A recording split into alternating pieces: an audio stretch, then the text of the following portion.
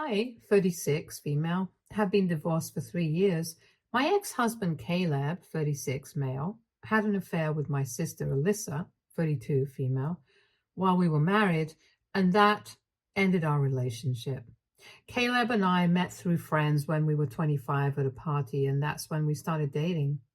We were in a relationship for 3 years, after which he proposed and then we got married. We had been married for about 5 years, after which I finally found out that he had been cheating on me with my sister. Caleb and Alyssa met for the first time when I brought him home for dinner 6 or maybe 7 months into our relationship. By then, we knew that we were serious about each other and decided to introduce each other to our families. I had already met his family. It was just his parents since he had no siblings. I, however, had a pretty big family. I'm the middle child. Our oldest sibling is Chris, 40, male, and he's pretty much the only person I'm speaking to from my family now. The first time that I brought Caleb home for dinner, he got along well with everybody, but most of all with Alyssa. They realized that they had a lot of things in common, like their favorite TV shows, books, and even the kind of cuisine that they enjoyed. And they really bonded over that. I thought it was cute. I had no idea what it would turn out to be in the future. They became really good friends, and I was happy that Caleb was getting along so well with my family. I also had a good relationship with Alyssa at that point in time, since we were closer in age compared to Chris. Alyssa and I would sometimes even go out on double dates with our respective partners, and we had a lot of fun times together. She had a couple of short-lived relationships while Caleb and I were together, so she would bring a different guy on every date, and she would even joke about how she wished Caleb had a sibling so she could just date him instead. She would occasionally make comments about how Caleb was the perfect guy and how lucky I was, but I always took them as compliments, never reading too much into it, because I generally thought that she was just praising Caleb, and I did not see anything wrong with it. I never thought that maybe she was hinting at something because that's how much I trusted and loved her.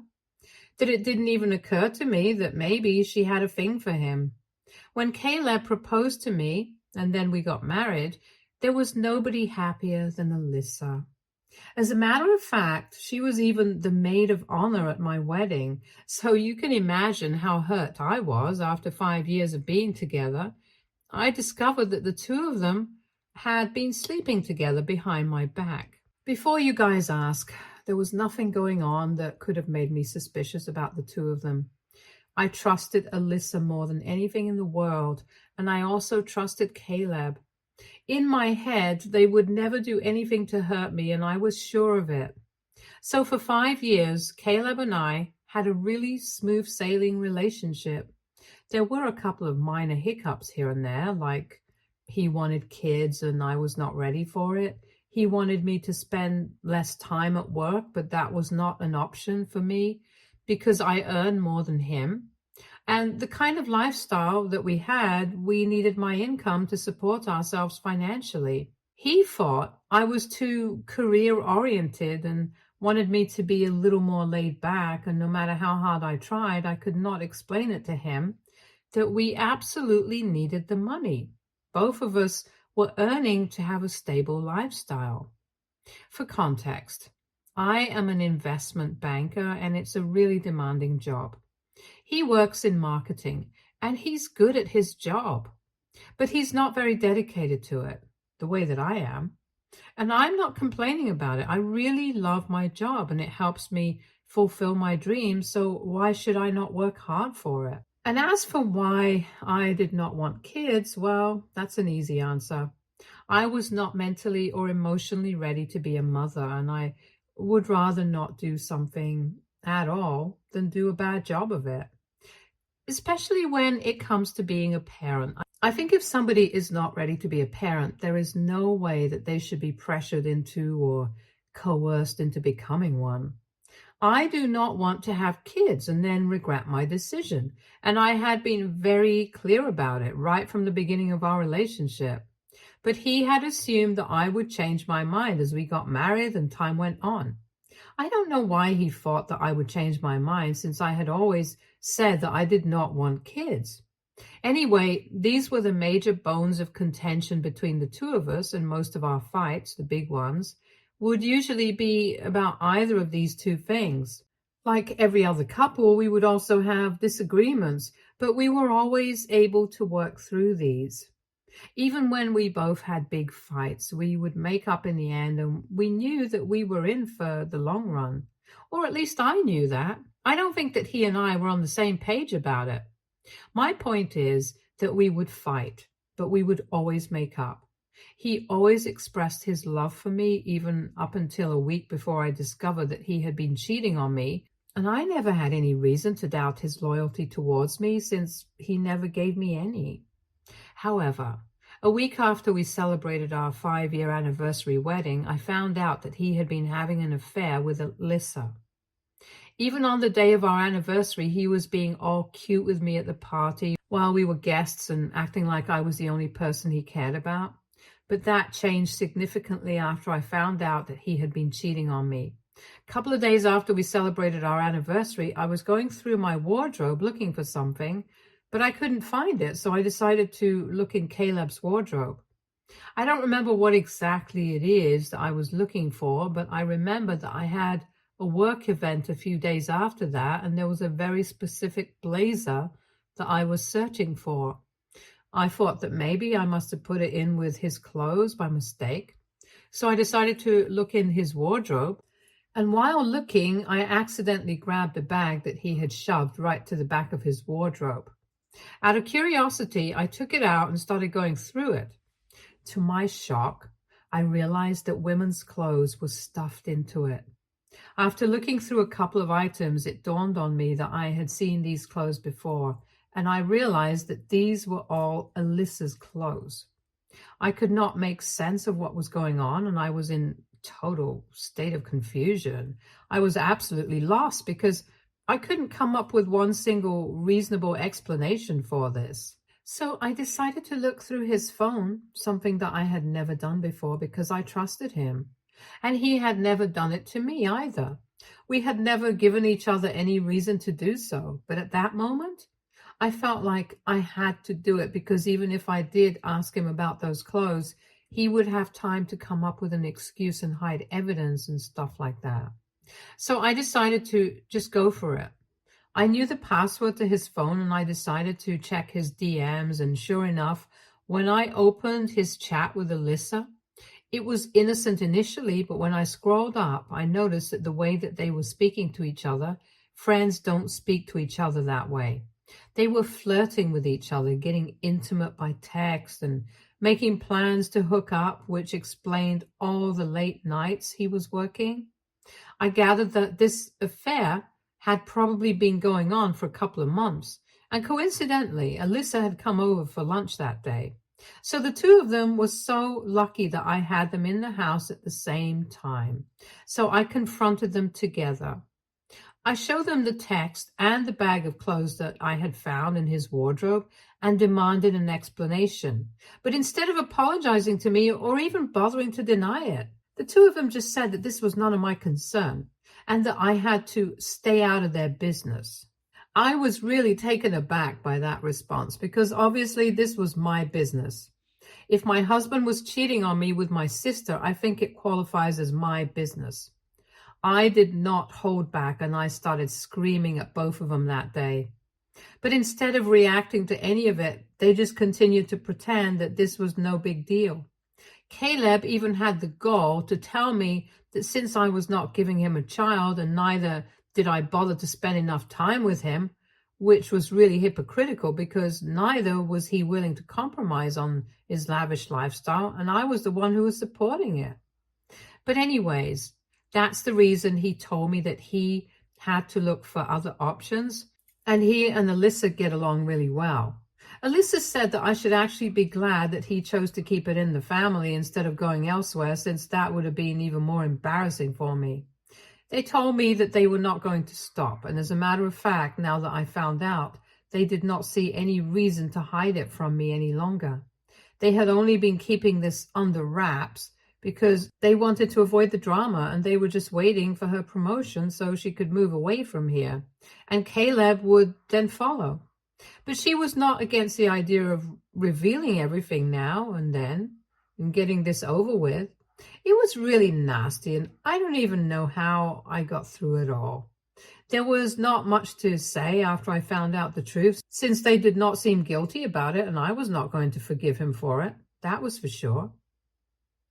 So I decided to file for divorce, and after I told my parents, they cut Alyssa off. And Eric also stopped speaking to her.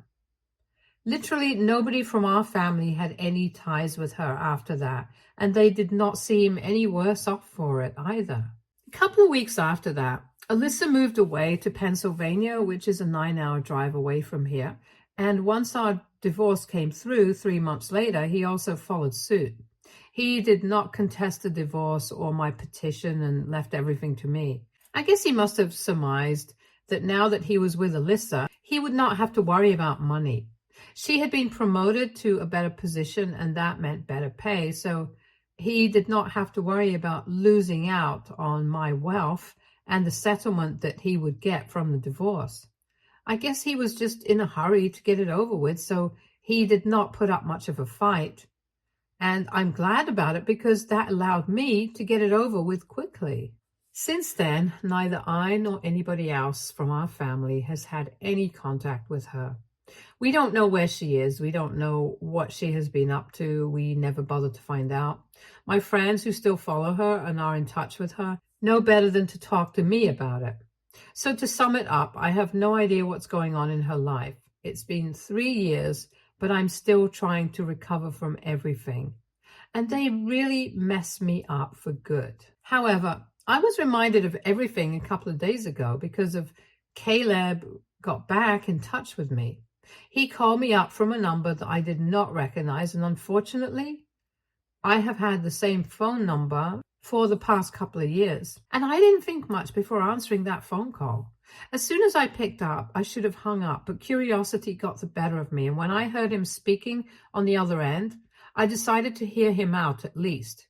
He sounded pretty desperate and upset, and quickly explained to me that he was calling to ask for my help, which was really bold because for 3 years we had not been in touch and we didn't exactly end on good terms. So the least he could have done was at least to apologize to me, but he didn't do any of that and came straight to the point. He told me that Alyssa had been in a car accident a few weeks ago and couldn't move since she had fractured both her legs and her arms were all bruised up a couple of months ago, and they had a 2-year-old son that needed to be taken care of. He told me that he had already tried to get his friends there to take over, but all of them were busy, and none of them were willing to take on such a huge responsibility. And he couldn't handle everything on his own since he also had to go to work and try to earn more, now that Alyssa was going to be on bed rest for quite some time and couldn't go to work. They had to make sure that Alyssa was taken care of, and handling both a 2-year-old child and Alyssa, who was so severely injured, was not his cup of tea. They had thought about hiring a full-time nurse, but even that was out of their budget since the area that they lived in was quite expensive. So now they were relying on their family to help them out. They had already called my parents, but they said that they were too old now, or they would definitely have agreed to it. My in-laws were not an option anymore since my father-in-law had passed away just a year ago, and my mother-in-law lives in Canada with her sister, so she won't be able to help even if she wants to. And they had also called Eric, but he had said that he wanted nothing to do with them. And they did not trust anybody else enough to let them take over the duties of taking care of their son while they were indisposed, apart from me, since neither of them was particularly close with their extended family. So as a last resort, they were literally begging me to help them out. And after years of holding it in, I finally had my moment. After he was done telling me about all of this, I just told him that I couldn't help him because it was not my business, and then I hung up and blocked his number. I didn't even bother to get into the details of it and just left it at that. Eric thinks that I did the right thing, but unfortunately my parents don't quite agree with it. They think that 3 years have passed and now I should be over it, especially since Alyssa is going through something so horrible and I should be there for her. I don't even understand what they're going on about because they think that I'm being stubborn by refusing to help them, and I think that they are being ridiculous by even expecting me to help them after what they did to me. I feel bad for the kid. I really do, but again, that's not my problem. They insist that I am being selfish and stubborn, and I should at least consider it before saying no. It has been a couple of days, and my parents are really getting to me because now I'm not sure if I did the right thing or not. I wouldn't have felt bad for them, but there is a child involved, and that's why I am rethinking my decision. AITA for refusing to help my sister and my ex-husband out with taking care of their son since he had cheated on me with her. Update 1. Hi, first off, thank you so much for all the comments on my post. Thank you for taking the time to say something. That was really nice of you guys. And now, coming to my decision, I'm not changing my mind. I'm still staying out of their business, as they had put it themselves. My parents can think whatever they want to about me. I don't really care. They don't have the right to decide if I should move on or not. I was the one who got hurt, and so I'm the only person who gets to decide how I feel about this. They don't get to dictate my feelings. I do, and I always will, feel bad about their son, but again, that's not my child and not my problem. If they feel so sorry about this situation, they can take on the responsibility of taking care of their child themselves. Instead of making up excuses about how old they are just in their early 60s. They do everything that normal people do, and it's not like it's that big of a deal for them. If it's just a matter of a couple of months, I'm sure they can help out. But they don't want to do that. They just want to put it on me. When I communicated my decision to my parents and told them that I was not going to change my mind, they told me that they were cutting ties with me as well, since I was really selfish and stubborn and they couldn't believe that I was going to act this way, even though Alyssa was so severely injured. I don't know what's so hard to believe. They screwed me over once, and I'm not about to let them walk all over me a second time. It's as simple as that. I don't think I'm doing anything wrong. I haven't talked to Eric about it yet, but I know that he will be on my side as he has been so far. He is a little busy with work right now since he has just signed a new project, and it's going to be a couple of days before I can find enough time to discuss this with him. But until then, I am quite comfortable with my decision. I don't know what's going to happen to Alyssa, Caleb, and their son, and I really hope that they do find a solution for the sake of their child, but it's not my problem to worry about. Update 2. Hey, it has now been 1.5 weeks since Caleb tried to get back in touch with me. I blocked him back then, and so far he has not been able to reach out to me again. But I have heard from Eric that they have been trying to get in touch with him relentlessly, and even Alyssa has been messaging him. But he has been ignoring all their messages and just leaves them to read. I spoke to Eric a couple of days ago, and he told me that even he had decided that he was not going to keep in touch with our parents anymore, since they were being really unreasonable and selfish. It's ironic, since that's exactly what they had been accusing me of being. It serves them right, honestly, since now they are on their own and they don't even have Eric to call family. They still have a chance to make things right with their other daughter, Alyssa, but I don't think they are going to take up the responsibility of taking care of their son. It seems unlikely because my parents are the kind of people who say that they love their close ones, but won't go out of their way for anyone. I've seen that in them, with Eric's kids. I won't get into it much, but there was an incident a couple of years ago when Eric's eldest son had fractured his wrist after a bad fall at the playground, and he must have been around 4 years old at the time. Eric's business was going through a slump back then, and he had requested our parents to lend him some money so he could get a physiotherapist to improve his son's movement in the wrist after the cast came off, but they flat out refused. Apparently, they had told him that they were getting old and they had to save their retirement as well, so they couldn't just give out money like charity. Eric had been respectful of it and hadn't brought it up again because he did not want to come off as entitled, but I thought that it was kind of selfish of them. So it's not very surprising to me that they are still not helping out with their grandkids. It's just what I had expected. I just hope that they understand when Eric and Alyssa refuse to let them interact with their grandkids in the future, since they have never showed any interest in being helpful. If their kids are not entitled to any help from them, they should also extend the same quote to their kids and not feel entitled to spend any time with their grandkids when they want to. But that's just my opinion. As much as I dislike Alyssa, I hope that things work out for all of them eventually. Update 3. So this is going to be a pretty long update. Almost 2 months have passed since I received news of the accident that had taken place with Alyssa. I haven't heard from them directly, but I have kept in touch with Eric, and he is the one who is giving me all of this information. I told him that I would be fine with that if he kept in touch with Alyssa and responded to her messages, because honestly, I was not feeling too good about the situation. I don't like Alyssa, that's true. And I absolutely loathe Caleb. But at the same time, I am not heartless enough to wish anything bad to happen to them. I know that their 2-year-old son has had no part to play in all of the evil things that they have done in the past. And so I told Eric to keep in touch with Alyssa and help her out if she needed it.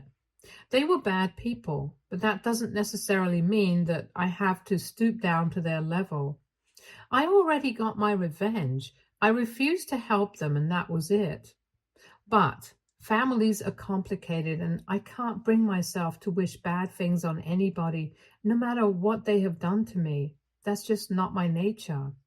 I feel like I have to defend my decisions since people can be judgmental sometimes. But anyway, I digress, which is why I encouraged Eric to talk to them. So at least I would have the peace of mind of knowing that my nephew was doing fine. That's all that matters to me, to be honest. So 2 weeks ago, he finally got in touch with them and asked them how things were going there. And Alyssa told him that things were pretty bad. They were having to rely on a daycare to take care of their son. It was burning a hole into their pockets because the neighborhood that they lived in was pretty expensive, and it was not an option for them to drive several hours away from where they lived back and forth every day, since Caleb also had to go to work. And she could not do anything for herself anymore. So it was really bad. On top of that, they were falling behind on the rent and were at risk of being evicted, which hadn't happened so far, just because she was severely injured. The landlord was kind enough to give them an extension for a couple of months, but after that, they definitely had to pay up the money or leave the house, and she didn't know where she was going to get all that cash from. She had asked our parents for help, but they had refused again, saying that they wanted to save up for the future. I can understand that they want to save for any future medical emergencies or whatever, but it's not like we are never going to return the money back to them. We haven't ever been like that. I don't understand why they are always so skeptical and weird about money when it comes to their own kids. It's not like we are thieves. However, this time when my parents said no to helping her out, she lost her mind and told them that she was cutting them out of her life. This time, she was going to be the one who was not going to speak to them ever again. And as much as it is like Caleb and Alyssa, I think that they made the right decision. They are toxic, but so are my parents. It's a wonder how Eric and I turned out right, given the fact that we were surrounded by such people. But anyway, my parents are not going to have any access to either of their grandkids for the next couple of years, that's for sure. And they are going to have nobody else to blame but themselves. They're not even going to have any access to their kids, now that you think about it, since I am not speaking to them. Eric is not talking to them anymore, and neither is Alyssa from this point onwards. So they pretty much are on their own. I can't say that they don't deserve it. I definitely don't feel bad for them. Now, coming to Alyssa and Caleb, Eric and I discussed things that were going on with them, and I told him that I would not have a problem if he wanted to help them. My conscience would not allow me to stand in the way of that. I'm sorry, but I just can't do it. Personally, I'm going to stay out of their business, like they said, but I'm also not going to discourage anybody if they want to help them. And Eric told me that so far he had not been on speaking terms with her, just because what she had done to me was so wrong. But now it's very difficult to be mad at her because in spite of everything that had happened, she was in a really difficult position. And as her older brother, he could not just sit by and watch his nephew suffer, because he knew for a fact that Alyssa's son was having a really difficult time dealing with all of this emotionally. And so we decided that he was going to send some money to them every month until they were able to get back on their own 2 feet. I am actually glad that he's doing it because I know that nobody had taken a stand for him when he was going through a difficult time. My parents did not do anything for him, and I had tried to contribute to him financially when he was going through a slump in his business, and so had Alyssa. But we also had to look out for ourselves, and we were not in a position, unlike our parents. They are pretty well off, so they could afford to do it. Again, I'm not trying to sound entitled, but they could have helped out, but they did not. And even though Alyssa and I were not exactly in a position to be philanthropists, we still tried to help. So now, I guess it's only fair that Eric returns the favor and helps her out as well, regardless of what she did to me. I'm never going to move on from that, but whatever. My major concern was that my nephew would be suffering, but now that it's out of the way, I can go back to never thinking about them again. I honestly just don't want anything to do with either Alyssa or Caleb. I'm really sorry that something so bad happened to them, but now I want to move on with my life. I think this was the closure that I needed because even during the divorce, I still hadn't felt like I was done with it as much as I do now. I'm going to just focus on my work and my own life and try to improve everything about myself without worrying about other people anymore. I don't have to deal with any other toxic people since I'm no longer in touch with my parents either, and I'm pretty happy about it. I'm single and I have a lot to live for, so I'll be fine. Thank you so much for following my story and for showing me so much support. Stay tuned for more stories from Argo Relationships.